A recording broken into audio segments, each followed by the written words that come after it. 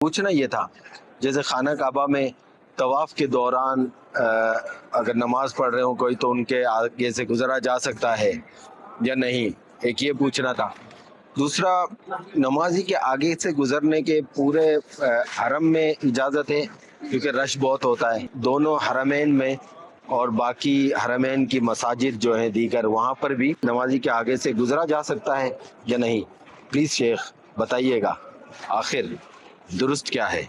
درست یہ ہے کہ طواف کے دوران نمازی کے آگے سے گزر سکتے ہیں، جو طواف کر رہا ہے وہ نمازی کے آگے سے گزر سکتا ہے۔ اور آخری استلام کر لیا جب اس نے 7 پھیرے پورے کر کے، اب سمجھو بالکل قریب اس سے کوئی نمازی نماز پڑھ رہا ہے، اب اس کے آگے سے نہیں گزر سکتا کیونکہ اب وہ طواف میں نہیں ہے، اب تو اس کو باہر جانا ہے یا کہیں بھی آگے پیچھے ہونا ہے۔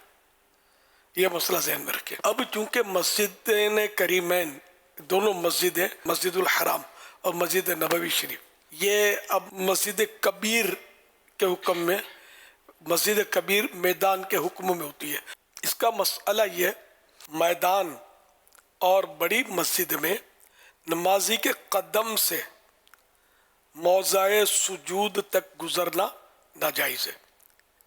موضع سجود یعنی سجدوں کی جگہ سے مراد یہ ہے کہ قیام کی حالت میں سجدے کی جگہ نظر جمع ہے تو جتنی دور تک نگاہ پھیلے وہ موضع سجود ہے، اس کے درمیان سے گزرنا جائز نہیں۔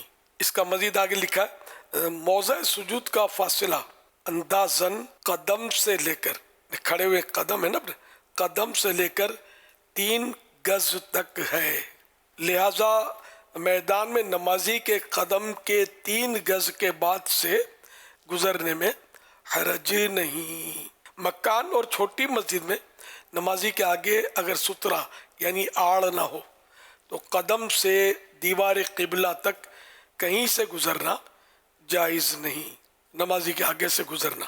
اور جو دیگر مسجدیں ہیں وہاں حرمین طیبین میں، مکہ مدینہ میں، وہ تو سب چھوٹی چھوٹی مسجدیں ہیں، مسجد کبیر کے حکم میں نہیں ہے۔